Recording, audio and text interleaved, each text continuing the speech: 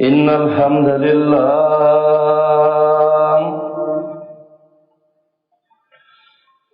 نحمده ونستعينه ونستغفره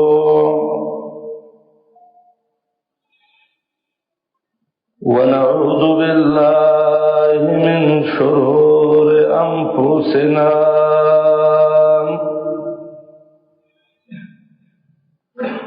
ومن سيئات أعمالنا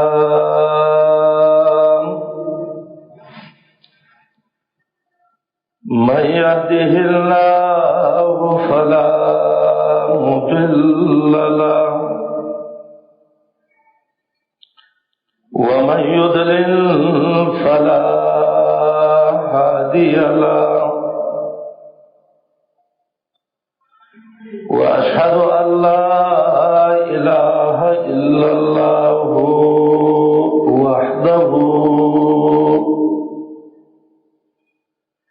وحده لا شريك له وأشهد أن محمدا عبده ورسوله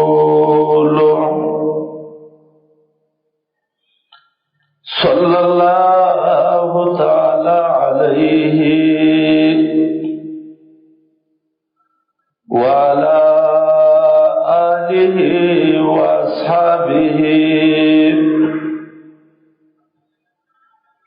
ومن تبعهم بإحسان إلى يوم الدين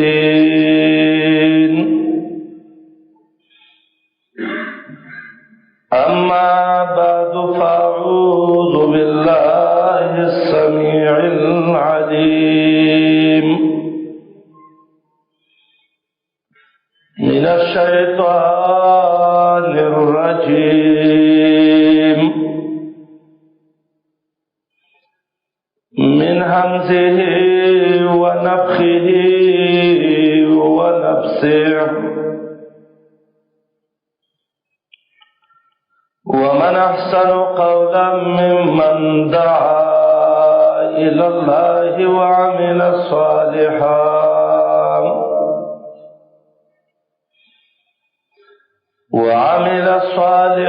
وقال إنني من المسلمين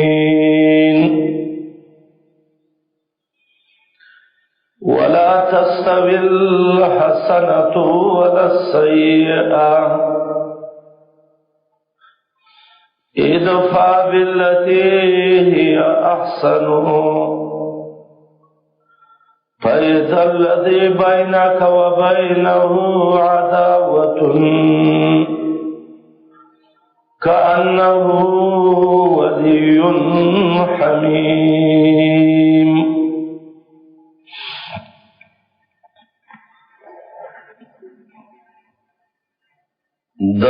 الله رب العالمين فدې بندگانو کې بهترین انسان او غوره او قیمتي انسان د الله په نيز هغه انسان دی چې په هغه کې یو درې د خیر صفاتونه راجمع شو چې هغه دې آیات کې الله ذکر کړی دي دا کوم آیات چې ما ولست د حامیم سجدي آیات دی یو صفت دا دی چې هغه انسان د الله خوښ دی چې هغه الله طرف ته دعوت کوي یعنی دا خبره دا د دنیا په لالچ او غرض باندې نه بلکہ مقصد پادے کے خالص للہیتی نو دا انسان دا خبره اللہ تڑیر خیستا کلی دا دویم آغا انسان دا خبره اللہ تڑیر غور دا چې هغه نیک عمل ای بد عمل نه وعمل صالحا. او دریم دا انسان خبره الله ته ډیره بهترینه ده چې هغه د اسلام دعوت خلکو ته کوي. وقال انني من المسلمین. دا درې صفاتونه چې چا کې رال چې دا عمل د الله لپاره صحیح عملي دعوت دین اسلام ته او د اخلاص پکې. نو قرآن کریم وی ومن احسن قولا ددنه د چا وینا خسته بل کمای ودا. بیا په ټولو خسته ویناګانو کې چې هغه ډېر محبوبه وینا ده او په ټوله دنیا کې ډېر اوچت شان لري، نو هغه وینا ده چې په حدیث د عبد الله ابن زید ابن عبد ربه رضی الله عنه کې ذکر و چې هغه ته اذان ویل کېږي. اوچت دعوت په دعوتونو کې او پټولو کې اوچت کلمه هغه دا کلمه د اذان ده، د بانګ ده، الله اکبر الله اکبر، دا ډېر بهترینه کلمه ده. دویمه کلمه چې هغه ډېره اوچته ده په دعوت کې، نو هغې ته کلمه د اقامت ویلی کېږي. چې کله جمع ودرېږي او انسان دا اقامت شروع کی مؤذن اللہ اکبر اللہ اکبر اشہد ان لا الہ الا اللہ اشہد ان محمد رسول اللہ حی علی الصلاة حی علی الفلاح قد قامت الصلاة قد قامت الصلاة اللہ اکبر لا الہ الا اللہ. دا دو کلمې چې یو ته اذان ویل کېږي او دویم ته اقامت ویل کېږي، زما ورونو دینی دعوتونو کې دا ډېر اوچت دعوت دی.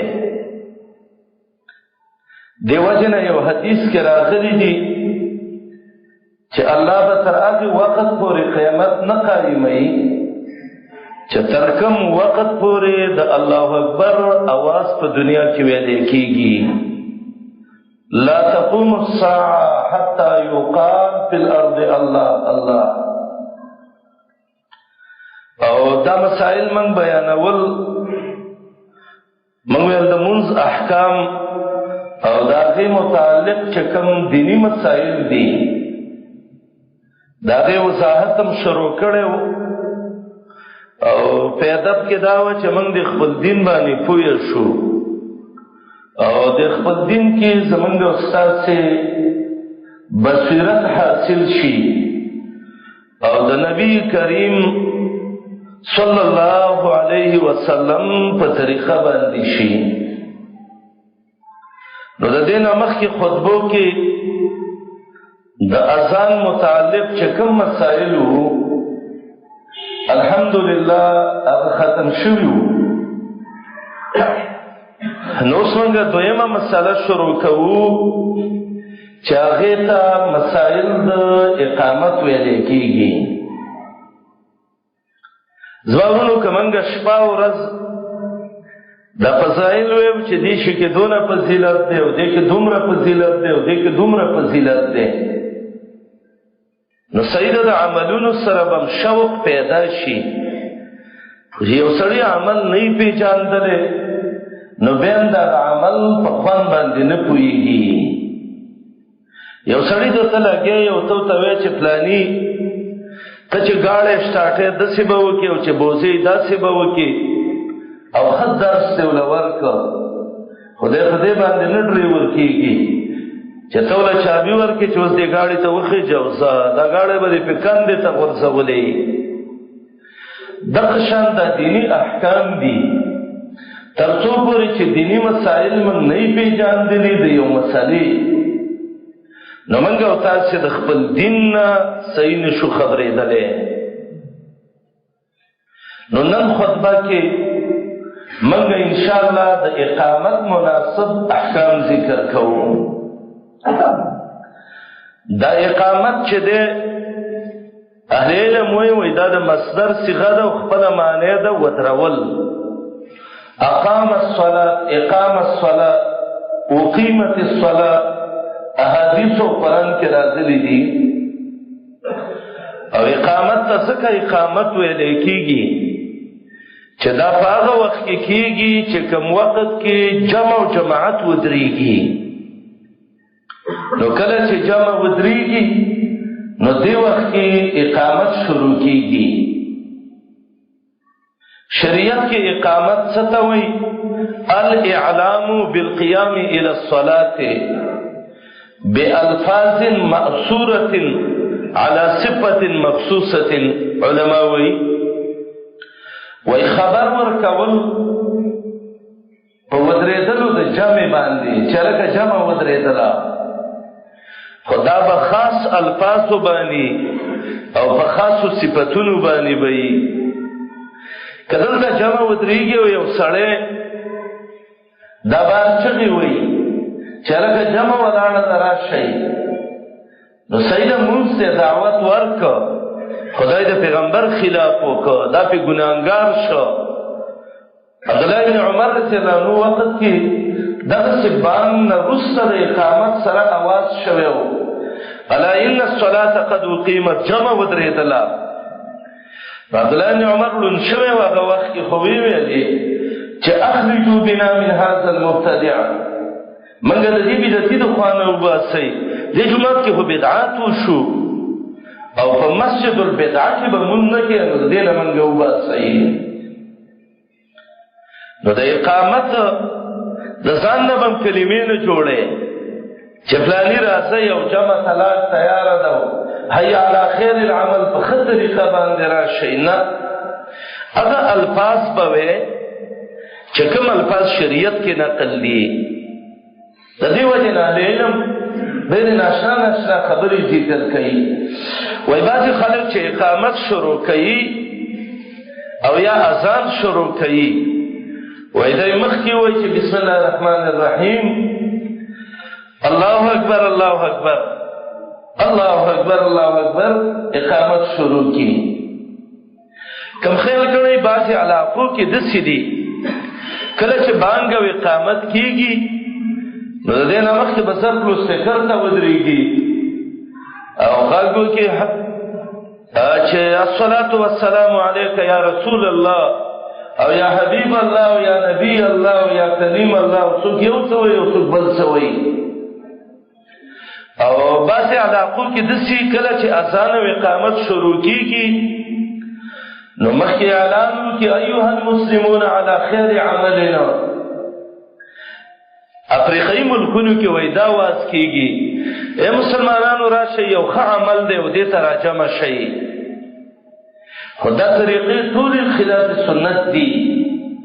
نبکې الصلاة والسلام علیک یا رسول الله شته دی، نبکې بسم الله شته دی او نبکې علی حی علی خیر العمل شته دی.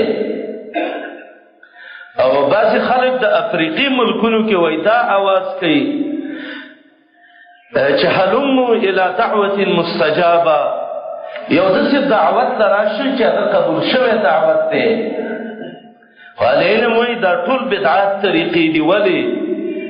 مونځ ته په اقامت او اذان کې دعوت دی خو د دې الفاظ او طریقه به د رسول الله صلی الله علیه وسلم نه نقلي. او بل دا دی چې علی صفت مخصوصه، یو خاص صفت وایي چې شریعت ته ښودلی دی. هغه دا دی چې صحابي ته نبی علیه السلام ویلي و چې کله ته بانګ کې نو فترسل ښه اوږد بانګ وکړه او کله چې اقامت کې نو فحذر په لنډو الفاظو ووایه. اقامت به ډېر اوږدی نه. بعضې خلک د اذان او د اقامت منځ کې فرق ونه کړي او بس اذان چې څونه وګد راکاږي نه اقامت هم راکاږي. صحیح الفاظ دی ویل خو پیغمبري اقامت دا نه ده. پیغمبري اقامت دا ده چې دا به په هغه طریقې په هغه صفت باندې وي په هغه الفاظ باندې وي چې په کوم الفاظ او کوم طریقو باندې د امام الانبیاء محمد رسول الله مخته شوی دی صلی الله علیه وسلم. بیداده چې دا اقامت د دې په احادیثو کې څو طریقې راغلي دي. نو تقریبا علما چې ذکر کوي نو درې طریقې د اقامت په حدیثو کې راغلي دي. ورونه درته ذکر ویو چې بعضې خلک د پیغمبر یو طریقې نه خبر نه وي، نو کله چې واوري نو هغه ته به ډېر ناشنا ښکاري چې دا یو خوبي سړی و بېلمازه سړی و، نو ده په ټول عمر کې د سار بانګ نه و اورېدلی. نو کله چې الصلاة خیر من النوم واورېده نو سار د خلکو ته وایي چې سړي خو نن په بانګ کې نور څه ویلي وایي، نور څه نو صحیح خبره وه، خو دا دغه وخت کې وده وي. زمونږ د بعضې سادهګان خلک او په دویم تعبیر به یې وویو چې داسې خلک بعضې چې هغه ضد او حسد راغستي، هغه د الله د نبي د حدیثو سره دشمني کوي، او یا به داسې ویو چې د خپل دین نه خبر نه وي. نو که څوک د درې طریقې باندې په یو طریقه اقامت وکړي نو امام ابن قیم وایي داسې به ته ګوري بل ینظرون الیک شذرا مثلما نظرت یوسف الی عسل الجوبانی، د سترګو د بوټونو باندې به بد درته ګوري، وایي لکه سرکشه پیسه چې د چوپان امسا ته ګوري. د اذان طریقې هغه م واورېدې. اوس د اقامت طریقې د محمد رسول الله نه یادې کوي. یوه طریقه د اقامت دا ده چې اقامت دا 11 جملې دی. دا الحمدلله زمونږ خطبې دا درسي خطبې دي، هغې کې به موږ او تاسې مدرسه د دین ده، د دین نه به ځان خبرو. هغه 11 کلمې دا دي چې الله اکبر الله اکبر دا څو شولې؟ دوه.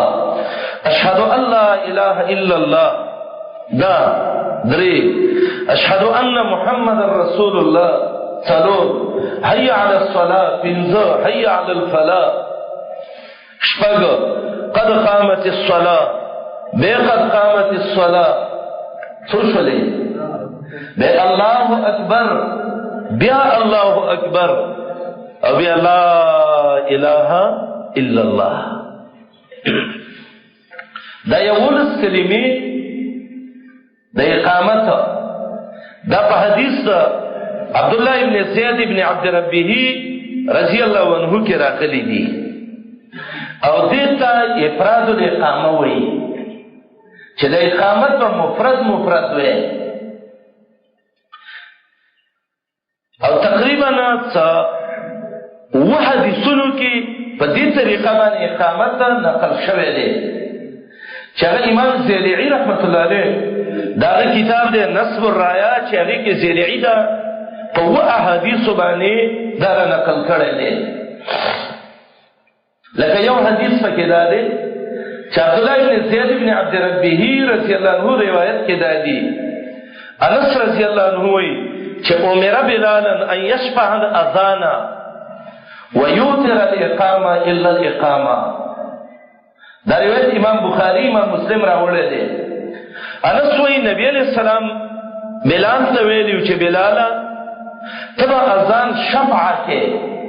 شفع دا معنی الله اکبر الله اکبر الله اکبر الله اکبر اشهد ان لا اله الا الله اشهد ان لا اله الا الله اشهد ان محمد رسول الله اشهد ان محمد رسول الله.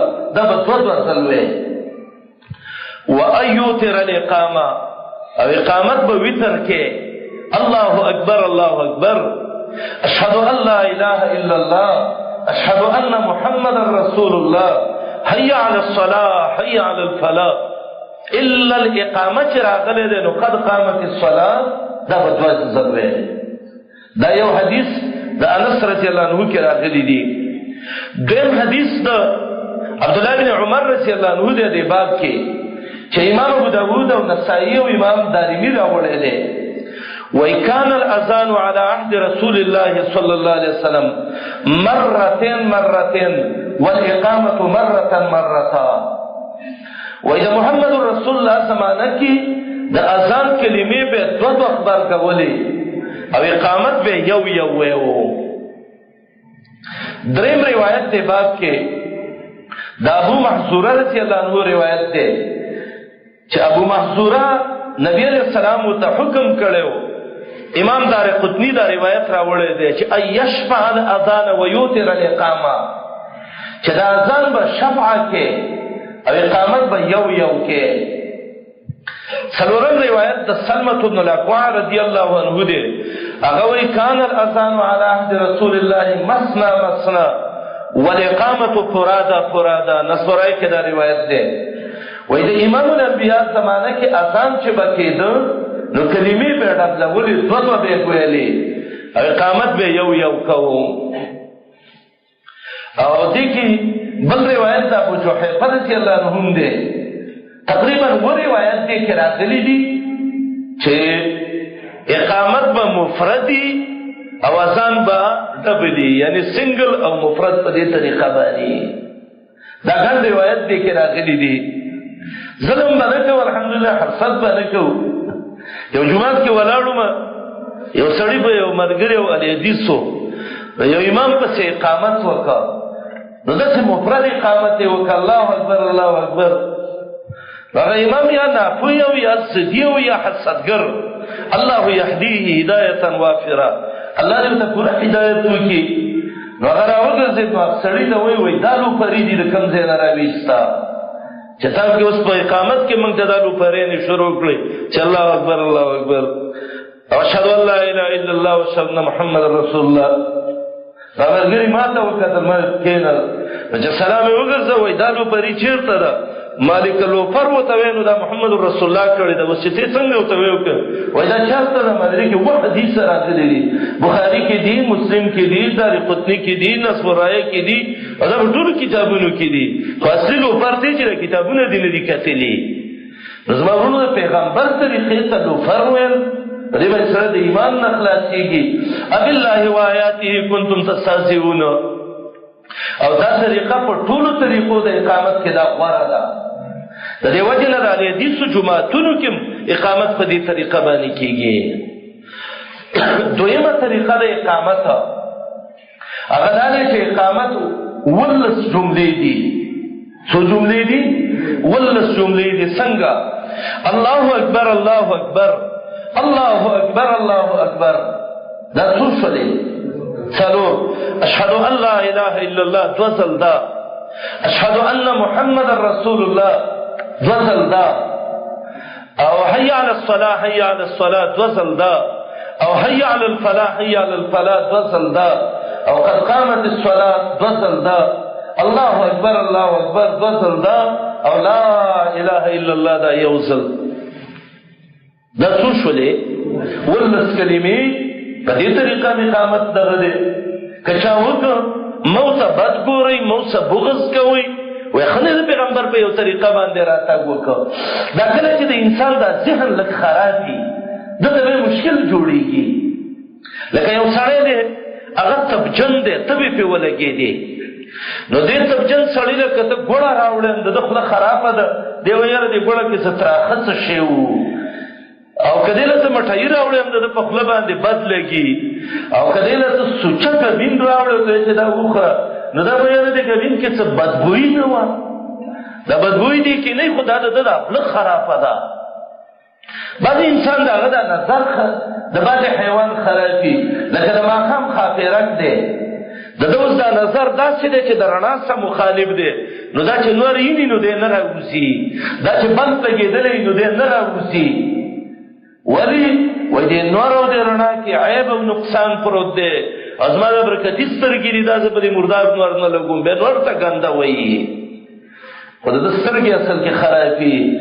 بعض سپي هغه چې ماقام کې د سومۍ راوخیږي سومۍ ته غافي وایي دا څه ټول شی برناست دی ځان ته نه ګوري ته نجس العین یې زما ورونو دا خویونه خراب دي د بعضې خلکو موږ دا ویو یو سړی دی هغه لمونځ کوي وایي زه رب الیدین نه کوم موږ ویو مه کوه صحیح ده ته به دې کې د عبدالله بن مسعود روایت ته به دي یو سړی دی هغه وایي چې کوم ما ته د اویاو نه ډېر روایت دې کې را رسېدلي دي یو سړی دی هغه وایي زه مفرد اقامت کوم بل وایي زه مثنا کوم موږ یو کوې پیغمبر نه ثابت دي زموږ ته کار دی تاسو موږ جګړې کوو خو هغه خلک چې هغه د نبي په طریقه باندې عمل وکړي مونځ به الله له کوي جومات به د الله وي لاس به خپل اوچتوي او د ده په تندي باندې 12 بجاوي ورته موږ یو ملګری ځان نه ماښام خاپېرک مه جوړوه او مه ځان نه سپین جوړوه چې سپومۍ ته غافې او مه د ځان نه تبجن جوړوه چې دا خواږه څیزونه په ځان بد لګې الحمدلله زمونږ فطرت او طبیعت کې دا دی چې څوک د الله د نبي په هر طریقه باندې عمل کوي موږ یو څه بغض نه کوو یو څو کاله مخکې مسجد حرام کې ملګري ناستو چې ومکته دې خوا یو سړی لاسونه یې داسې ښکته ځوړند کړي وو بل داسې به د مرۍ سلا سیخې و بل سینه باندې بل ښکته ما هغه ملګرو ته ویل باندې الحمدلله وایي ولې مانې ګوره دا ارسال چې د الله ځوړند نیول دي دا په یو صحیح حدیث کې نشته خو چا منسوب کړی دی نبي علیه السلام ته او امام مالک ته د نبي طریقه ده څوک په یو طریقه څوک په بل څوک چاته څه نه وایي خو که زموږ د جوماتونو کې یا د یمین په تیزه باندې ویو نو یهود پې دونه نه غوسه کېدل لکه زموږ د مسلمانان وروڼه چې غوسه کېږي پې نور اعمال دسي نو دویمه طریقه دا ده که دا چا وکړه نو هم بغض ورسه مه کوئ دې باره کې 3 حدیث دي یو روایت ابو داود او بیهقي د معاذ رضی الله عنه روایت راوړی دی چې په هغې کې دا دی چې اذان یې وکړ او په دقه کلماتو باندې اقامت هم وکړ خو دا روایت سندن ضعیف دی امام بیهقي وایي چې عبدالرحمن ابن انعم الافریقي دی او هغه د معاذ ابن جبل رضی الله عنه سره معاصرت نه دی شوی نو روایت کې انقطاع ده دویم روایت د ابو محذوره رضی الله عنه دی چې وایي ما د نبي علیه السلام اذان او اقامت ښودلی و چې هغه ټولې 19 کلمې وې وایي ما اذان یې راته 19 کلمې ښودلی و او اقامت یې راته 19 ښودلی و ابو داود او ابن خزیمه کې دا روایت دی او دریم روایت خو دا روایت هم د مخکې په روایت کمزوری دی ځکه ابو محذوره د مخکې روایت کې دا دي چې اقامت یې مفرد کړی دی او دریم روایت دی کې د اسود ابن یزید دی چې په هغې کې هم دا دی چې اقامت دا د اذان په شانه دی خو هغه هم سندن کمزوری دی ځکه اسود ابن یزید د بلال نه نقل کوي او د دې دواړو منځ کې معاصرت نه دی راغلی دې وجې نه په دې احنافو کې یو عالم دی چې د هغه نوم دی شاه انور شاه کشمیري د هغه کتاب دی عرف شدی ترمیزي باندې شرح لیکلې ده په هغې کې وایي دلیلونه خو مې دواړه طرف ته پیدا کړه چې اقامت به مفرد هم وي او ته به مثنا هم وي خو بیا هغه وایي وقد ثبت بكلا الامرين خبرې دواړه ثابتې شوې ولكن ترجیح لافراد الاقامه وایي حدیثونو ته چې ګورو چې قوي روایت دي نو هغه دا دی چې د اقامت مفرد راغلی دی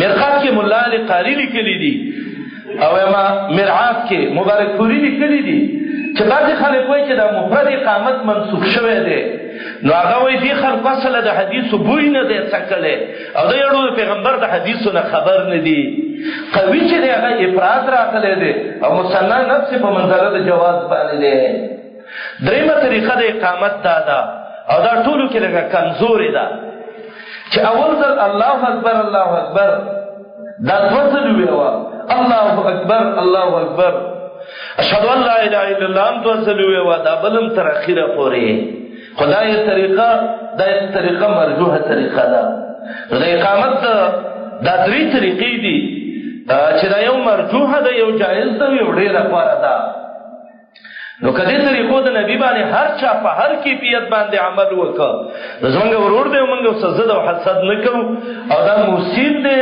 او عامل بالسنه دی انشاءالله ولې دلته خلکو څه بعضې یو سوال راځي چې دا څنګه چل دی چې دا یم کړي دي او دا یم کړي دي او دا یم کړي دي جواب به دا وکړي چې دې ته تنوع د عبادت ویلی کېږي او تنوع په عبادت کې دا ډېره اوچته مرتبه ده. نبي سلام دا طریقه هم کړې ده، دایم کړې ده، دایم کړې ده. الله دې موږ او تاسې د محمد رسول الله د طریقو خادمان وګرځوي او الله دې زموږ زړونو کې د نبي د طریقو سمینه پیدا کړي او الله دې موږ د نبي د طریقو باندې عمل کوونکي جوړ کړي او الله دې موږ د هغې څخه بغض کوونکي نه جوړوي. زما ورونو دویمه خبره دلته دا مې یاده کوي، کله چې اقامت ویلی کېږي آیا د اقامت کوونکي جواب به ورکې او که نه به یې ورکې؟ بانګ چې شروع شي هغه وایي الله اکبر الله اکبر، ته به هم وایي الله اکبر الله اکبر، خو چې په اقامت کې به دا جواب ورکې او که نه به یې ورکې؟ نو بعضې علما وایي چې دا جواب نشته دی د اقامت. ولې نشته دی؟ وایي ځکه نشته دی چې اذان کې خو راغلي دي چې مؤذن وایي نو فقولو مثل ما یقول المؤذن، هغسې خبره تم وکړه، خو د اقامت باره کې وایي دا نه دي راغلي. لیکن جمهور اهل علم وایي چې نه، ښه خبره دا ده چې د اقامت جواب به ورکې او د اذان جواب به ورکې. او دلیل په دې باندې دا دی چې د الله نبي وایي اذا سمعتم النداء، کله چې د مونځ دپاره اواز کېږي او دا مو واورېده نو فقولو مثلهما یا فقولو مثل ما یقول المؤذن، دا مؤذن چې څنګه وایي ابو داود کې روایت دی هغسې ووایي. او اقامت دا هم ندا ده، اواز دی، بلکې اقامت تم په حدیث کې اذان ویل شوی دی. امام الانبیاء وایي محمد رسول الله علیه السلام وایي بین کل اذانین صلاتنا، د هرو دواړو اذانونو منځ کې مونځ شته دی. نو یو اذان خو دغه شو، دویم اذان څه شی شو؟ اقامت شو. نو ورونو ښه خبره دا ده چې د اذان جواب به م ورکړي او د اقامت جواب به م وله ورکړي او کله چې جواب ورکړي نو الله به جنت ته له درکړي. نبي علیه السلام وایي چا چې مؤذن له جواب ورکړه نو رب العالمین به له څه چل وکړي؟ جنت به له الله ورکړي. نو الله دې موږ له توفیق راکړي چې د دې هغه ورکړو. موږ خو چې بانک شروع وي موږ ګپ له زور ورکړی او چې اقامت شروع وي نو دې وخت کې موږ خبرې کوو، زموږ د خولو نه ډېر مجبور یو. الله دې زموږ د خولې کنټرول کړي. کله چې زموږ د خولې برابرې شوې، غوږونه برابر شو، زړه برابر شو، نو انشاء الله سبحانه وتعالی چې رب العالمین به موږ ته بخښنه وکړي. بیا دلته دا دی چې کله دا مؤذن قد قامت الصلاه وایي اقامت کوونکی، نو د دې جواب به څه کې؟ نو بعضو روایاتو کې خدا راغلي دي لکه دا روایت ابو داود دی چې کله مؤذن وایي چې قد قامت الصلاه قد قامت الصلاه، نو ته به جواب کې وایي چې اقامها الله وادامها. څنګه به وایي؟ اقامها الله وادامها. او کله چې بانګ وایي او بانګ کې دا وایي چې الصلاه خیر من النوم، نو ته به دا وایي چې صدقت وبررت وبالحق نطقت.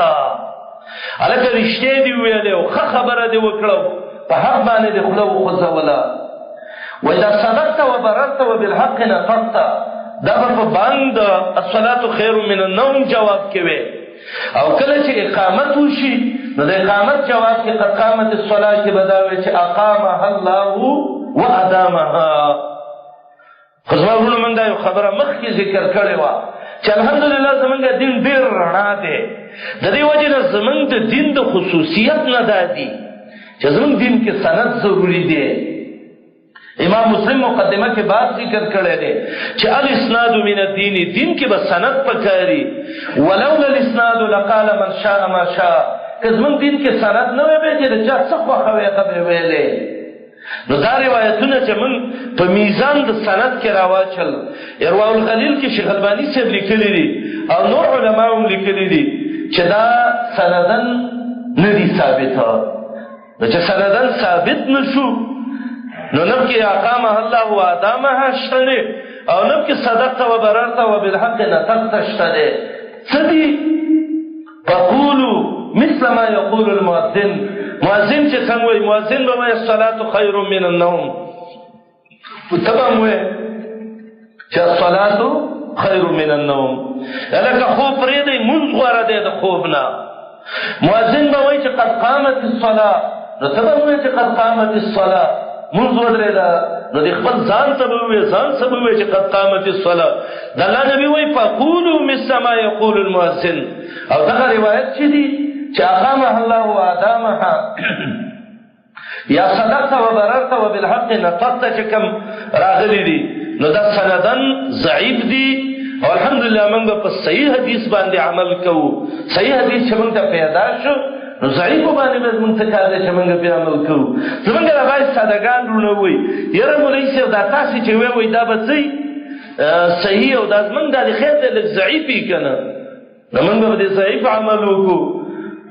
عبدالحی نکروی رفع و تکمیل مقدمه کې یو قاعده ویلې ده، وایي چې چېرته صحیح حدیث راغی بل طرف ته ضعیف و، نو ضعیف په مقابله د صحیح کې کالعدم دی، لکه نشچی رسېدلو نشواري چې مزه صحیح باندې عمل پکار دی. الله دې موږ په صحیح حدیث باندې عمل کوونکي جوړ کړي. دریمه خبره او دا هم لږه ډېره مهمه خبره ده، هغه دا دی چې اذان به اقامت به څوک کوي. دې باره کې دوه روایت راغلي دي او دواړه روایت دا ضعیف دي. یو روایت دا دی چې یو ځل رسول الله علیه وسلم د زید السدائی رضی الله عنه روایت دی چې نبی علیہ السلام یو ځل د سار تیمو او زید سدائی او صحابي وغه اذان وکړ او بلال اراده کوله چې اقامت وکړي. مؤذن څوک؟ بلالو. خو بلال نو اذان وخت کې غیر حاضر شو، نو زید سدائی اذان وکړ. نو چې کله د اقامت تیم راغی نو بلال را مخکې شو. رسول الله ته ویلي ان اخا سدائی قد اذن، زمونږ د سدائی ورور نن اذان کړی دی، تر بام وخت یو دوی ځوانه او من اذن فهو یقیم، چا چې اذان کړی اقامت به مغه کوي.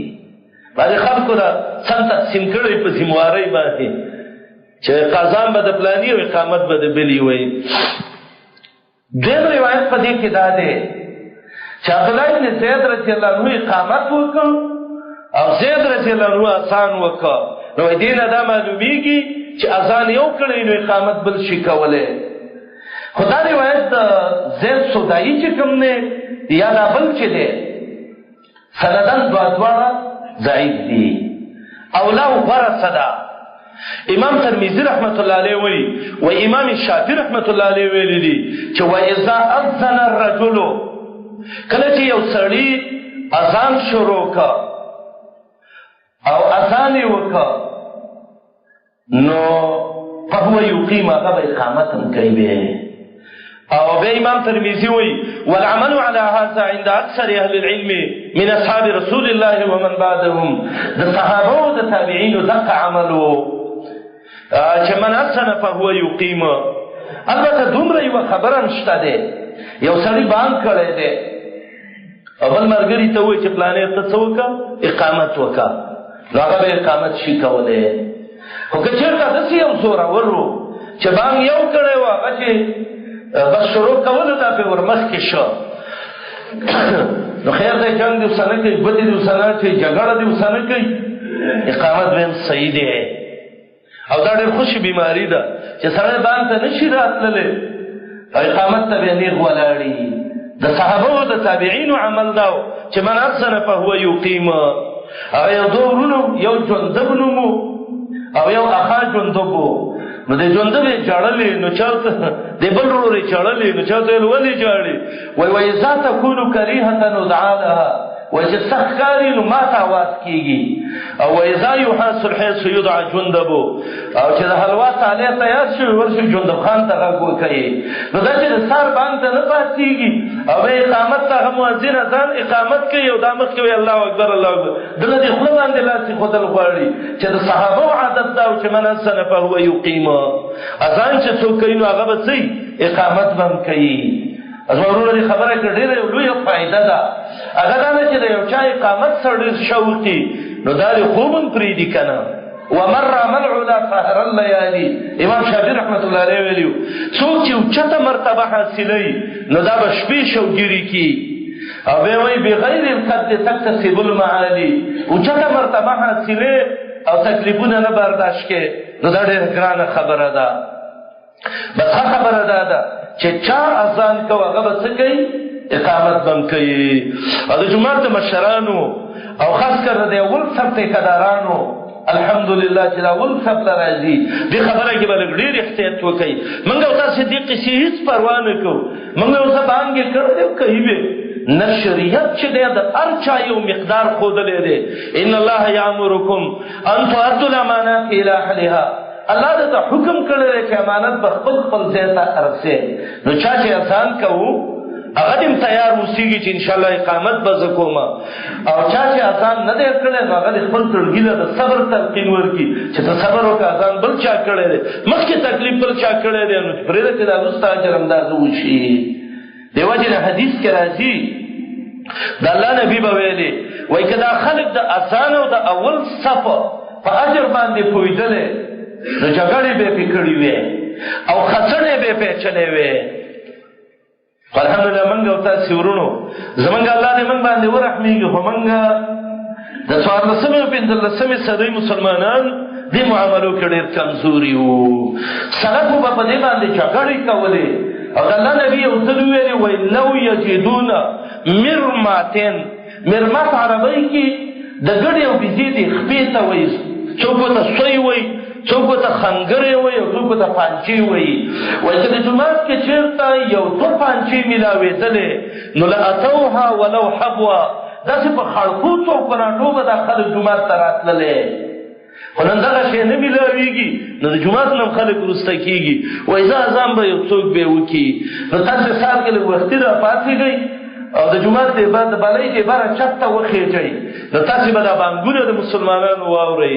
نور به راختو کي دا به راپاڅېږي الله اکبر الله جومات خو دلته نه تورته وي. نو ورونو ډېر زیات دې وجې نه سلفو به دا ویلي وایي کوم انسان چې تهجد نه کوي وایي موږ په هغه باندې د منافقت نه یېرېږو. الله دې موږ کې دا صفت دغه کي ده. ابو دردا رضی الله عنه کله چې د هغه څنګه شو نو ابو دردا چاړلې. ابو دردا دې ته به راهب العصر ویلې، د خپلې زمانې پیر او بزرګ به ورته ویل دا ډېر عابد سړی و ماشاء الله، دومره یو نیک سړی یا رب العالمین. دا چې کله همیشه به دا روژه و ډېر روژې به ده نیولې او ډېر یو عابد سړی و. ابو دردا زنکدن کې په ژړا شو، ویې ژړلې.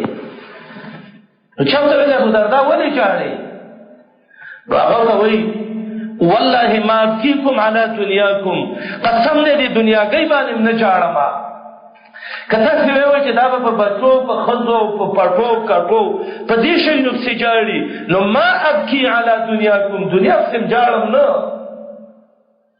صحابو سره دې شي ډېر سوچ نه و. وایي نو ولې ژاړې؟ دا به د صحابو ژړل دسې. ابو هريره چې کله مړ کېده هغه څرخدان کې په چغو چغو په ژړا شو. چا ته ویل ابو هريره ولې ژاړې؟ ابو هريره څوک دی؟ هغه صحابي دی چې صحابو کې د ده نه چاته ډېر حدیث نه دی یاد. خادم د رسول الله دی، 5300 سره پاس حدیثونه ابو هريره ته یاد دي. ابو هريره څرخدان کې ژاړي. ته ولې ژاړې ابو هريره؟ هغه وایي ژاړم په دې باندې بعد السفر وقلة الزاد، ډېر اوږد سفر مې قیامت ته را روان دی او ځان څه مې توښه نه ده رانیستې. توښه د ابو هريره څه دا وه؟ د ډېرو حدیثو استاذ، د محمد رسول الله خادم، عابد، مؤمن انسان، هغه ژاړي. ابو دردا ژاړي. خلکو دا خیال دی چې ابو دردا به بچو پټو پسې ژاړي. ابو دردا وایي ما ابکي علی دنیاکم، په دنیاګۍ نه ژاړم چې تاسې وایئ چې دنیا پسې به دا ژاړي. وایي څه پسې ژاړې؟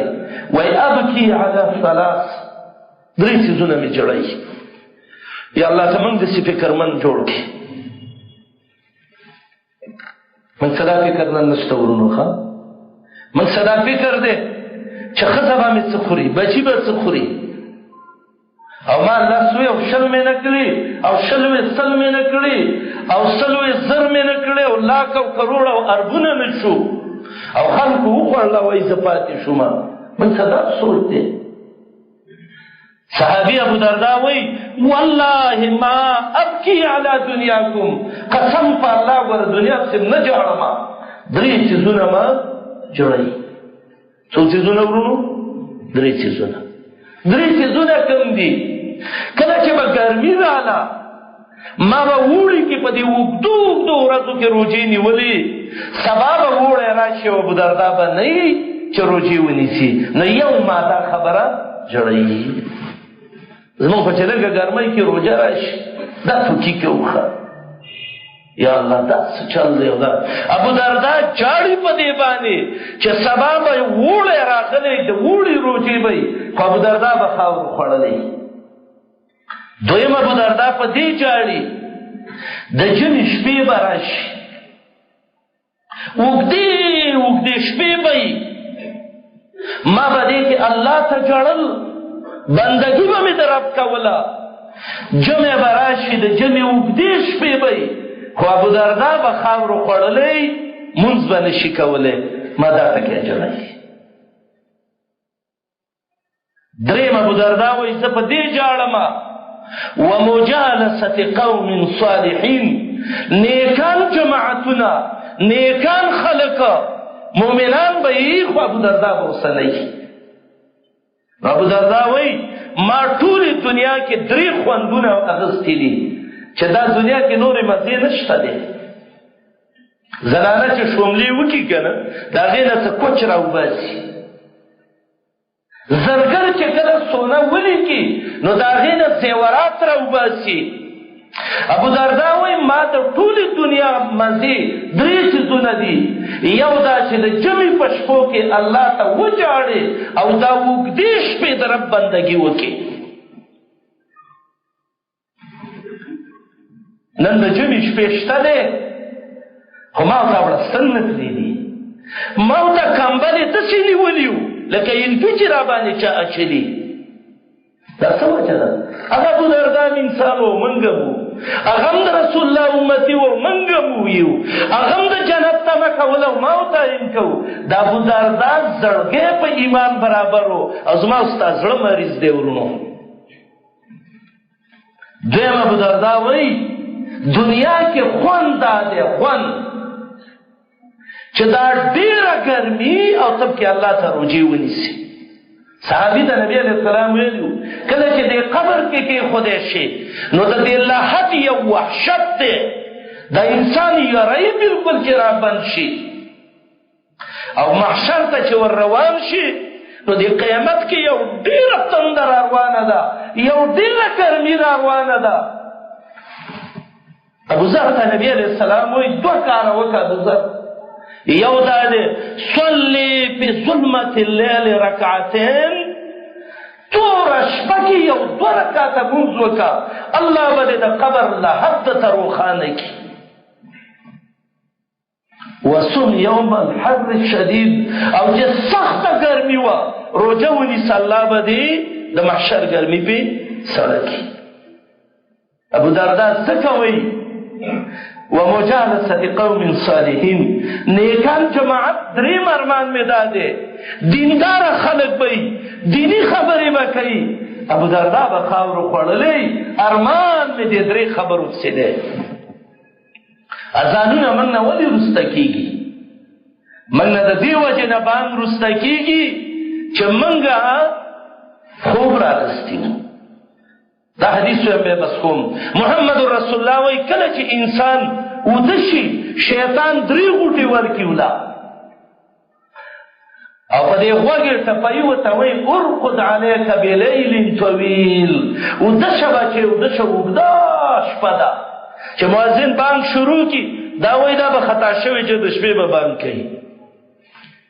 چې راپاڅېدې ووایي الحمدلله الذي احیانا بعدما اماتنا والیه النشور، دا یو غوټه کولاو شي، او دا څوکې پوزه څونکي دویمه کولاو شي، او چې مونځ وکړي نو اصبح نشیطا طیب النفس، بس روښانه شي.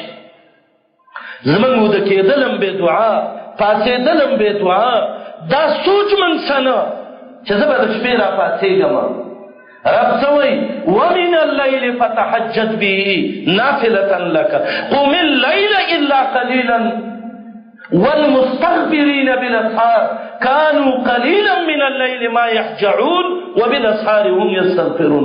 هذا المؤمنان صفتون دي.